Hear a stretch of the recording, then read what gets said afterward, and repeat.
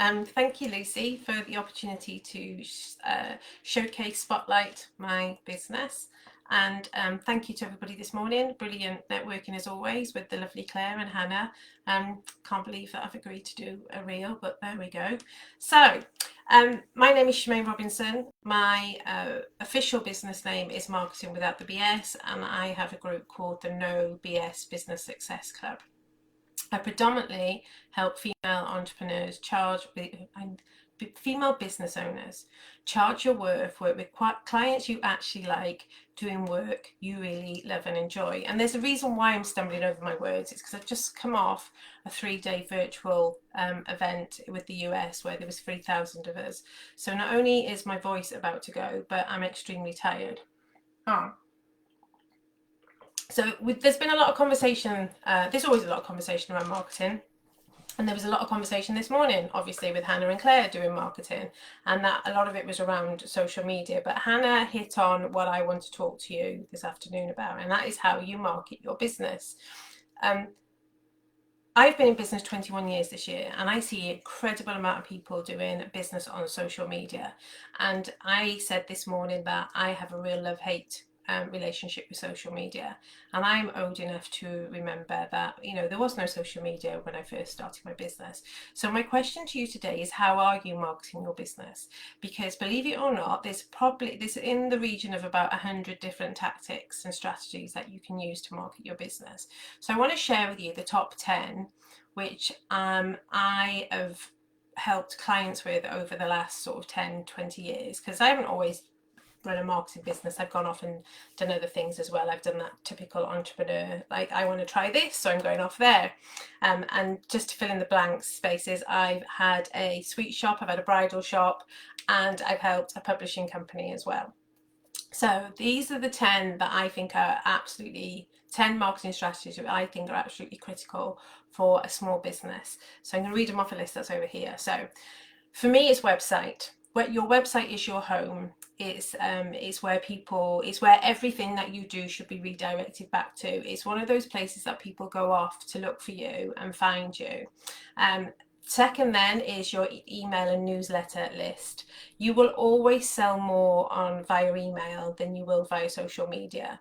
And your email and your newsletter, they're collateral. The list that you build is a collateral asset within your business.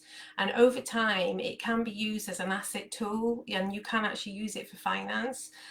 There's a big company in the States which has only started about 5 years ago, which have just sold themselves and they've sold themselves something. I think the fee was I think it was £70 million they sold for. And it's the same with Debenhams. The reason that Debenhams was bought was because people didn't want to buy Debenhams, they wanted to buy the data on the back of it. So make sure you're up to date with your email and your newsletter.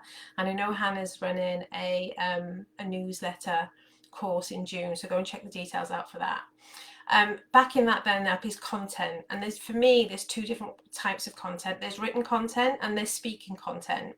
So I'm better at the speaking version, and some people are better at the written version. So pick the one which you are good at. If it's written, it's blogs, it's books, it's lead magnets, it's ebooks, it's case studies, it's like all the stuff that you would write down that you would put on your newsletter and you would put on your website and send out. For me, with speaking, it could be video, speaking gigs, guest experts, podcasting, speaking at networks, but then making sure that you upload that stuff to YouTube, because YouTube should become your way where that all sits, and that should then link back to your website. Social media, because you need to be able to put details about your e-newsletters out, talk about your content on social media, put your call to actions out, put your offers out. You should be using social media as a selling platform.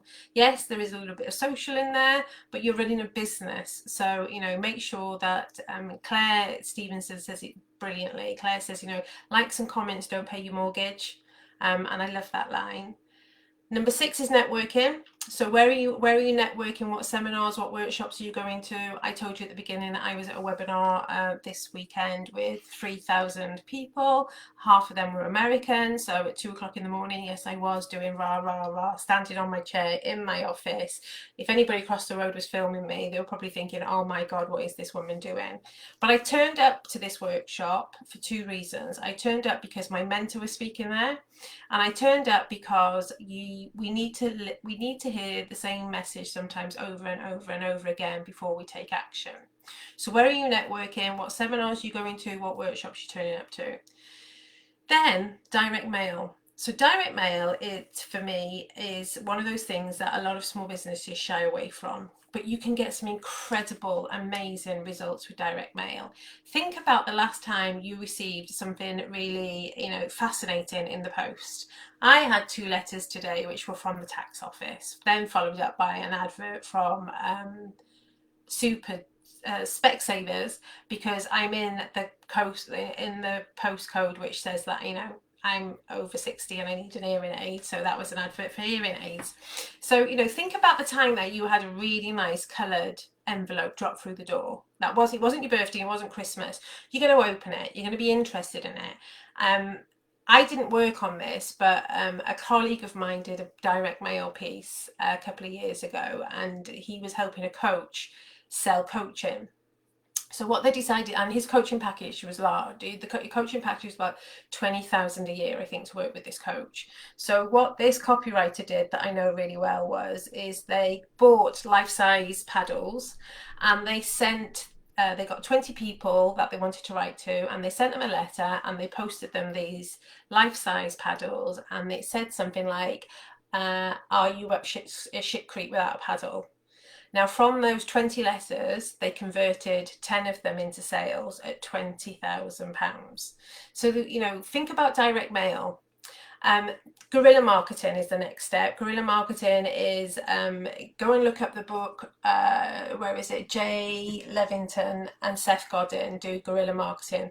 Guerrilla marketing is where you do something which will make it stand out. So is something that you wouldn't, I'm trying to think of examples, is something that you wouldn't normally do. I nearly thought of one for Lucy then, but then Lucy's got compliant. Lucy has to do things which are compliant.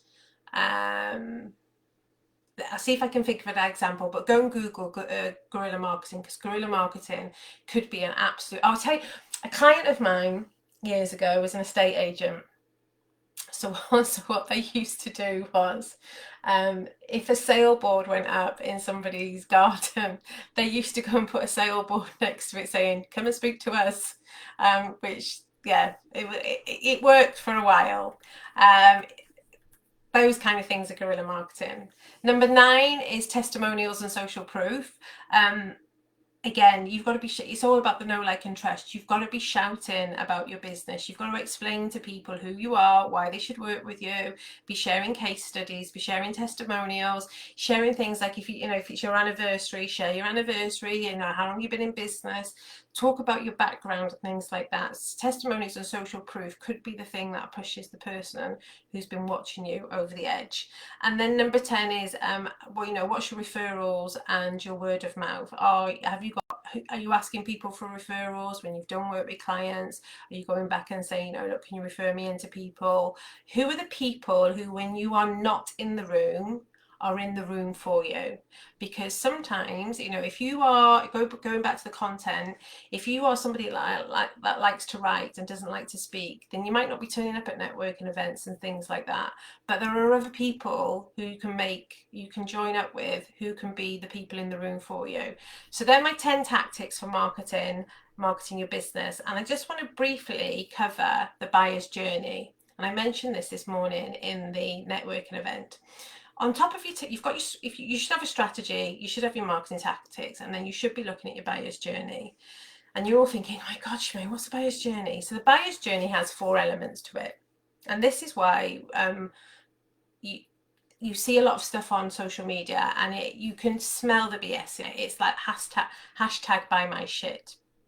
So I'm going to give you an example of the buyer's journey, which had everybody in hysterics a couple of days ago. So the 4 stages of the buyer's journey is unconscious, observing, active, and committed. So your potential people, actually Lucy was talking about this in networking this morning. Lucy was talking about how somebody had been watching her, somebody had been in her world for a while and then eventually turned into a paid client. It's because of this. So the analogy that I use is COVID. So 14 months ago, we were unconscious to the work. It was well, let's go back a bit more. 18 months ago, we had no idea what this COVID thing was. If somebody put an article up about COVID, we were like, blah, blah, I don't know, like, we'd just scroll past it. We wouldn't take any notice of it. Around about February time, a lot of people moved into the observing stage. It was like, oh, hang on a minute, this is getting a little bit serious. Maybe something is going on. Then very quickly in March, we moved into the active stage. It was like, this is actually happening. And that was the committed. And by the time they locked us down, we were in the committed stage.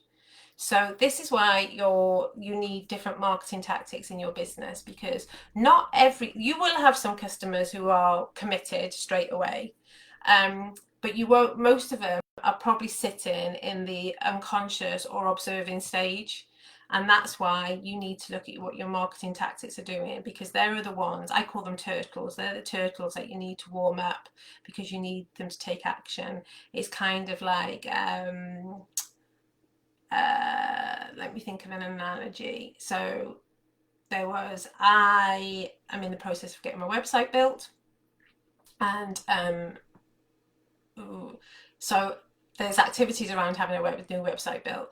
So I was kind of unconscious to the idea that I needed branded pictures, because in my head I was like, oh, I'm not putting a picture of myself on my website, because I'm quite a behind the scenes kind of person.